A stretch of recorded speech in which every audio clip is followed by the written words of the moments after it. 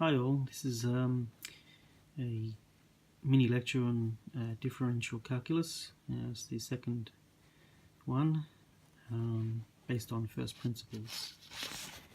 Now, proving by first principles that if y of x equals an x to the power of n, then the derivative is an times x to the power of n minus 1.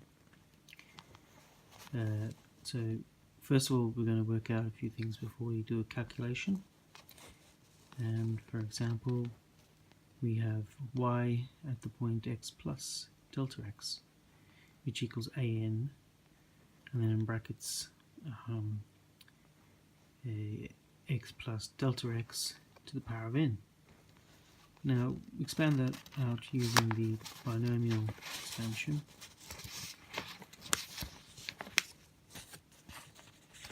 And from the binomial expansion, you can see that you have n choose 0,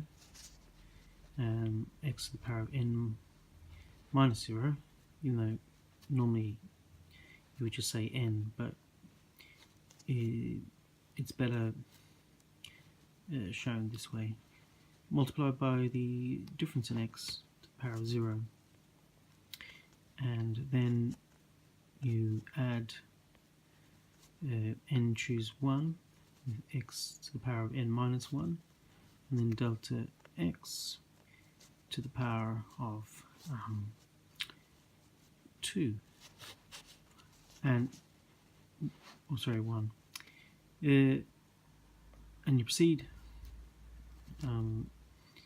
expanding the binomial like such, and eventually the final term will be n choose n, x to the power of n minus n, which is 0, and delta x to the power of n.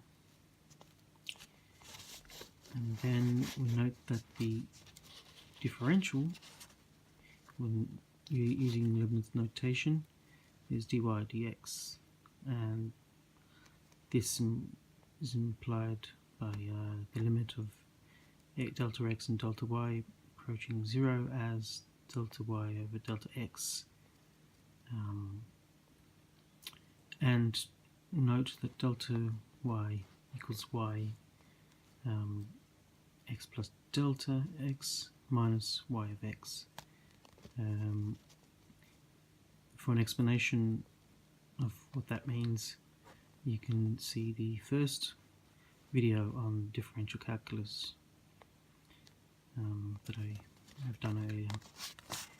Okay, continuing on, we'll note that the delta y equals, and then we'll expand the function so that we have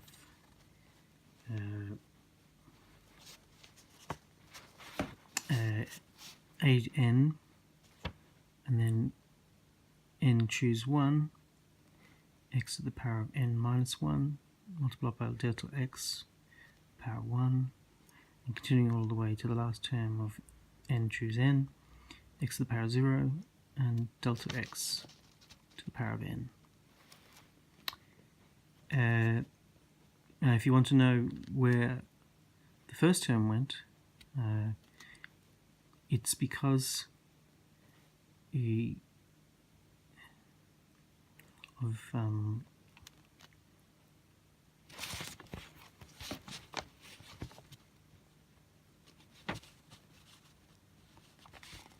and hence we have delta y over delta x, which equals an, which is the coefficient, in brackets n choose 1 plus all the way down to n choose n, delta x to the power of n minus 1.